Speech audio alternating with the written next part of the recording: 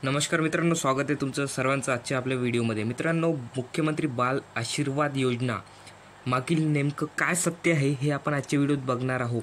ही योजना आपण बघितली, सोशल मीडियावर फार व्हायरल होत आहे आणि या योजनेबद्दल वेगवेगळे कमेंट्स लोक करत आहे की ही योजना महाराष्ट्रात लागू झालेली आहे किंवा नाही झालेली आहे. या व्हिडिओचं नेमकं काय सत्य आहे हे आजच्या व्हिडिओत आपण पाहत आहोत.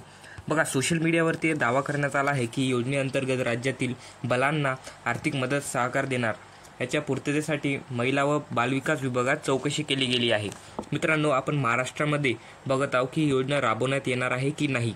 बघा, त्यावरून सिद्ध झाले की आपला जो महाराष्ट्र आहे मित्रांनो, महाराष्ट्र राज्यामध्ये महिला व बालविकास विभागामार्फत मुख्यमंत्री बाल आशीर्वाद योजना राबवण्यात येत नाही आहे.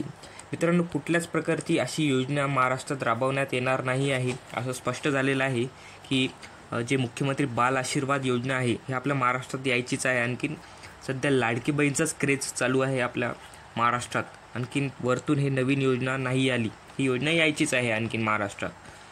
अर्थात सोशल मीडियावरती चुकीची माहिती पसरवण्यात येत आहे. ही योजना महाराष्ट्र व्यतिरिक्त इतर राज्यात राबवली जात असल्याचे देखील स्पष्ट झाले आहे. मित्रांनो, महाराष्ट्रात ही योजना नसून बाकीच्या राज्यात ही योजना राबवण्यात येत आहे असे आपल्याला स्पष्ट झाले आहे महिला व बाळ विकास विभागामार्फत.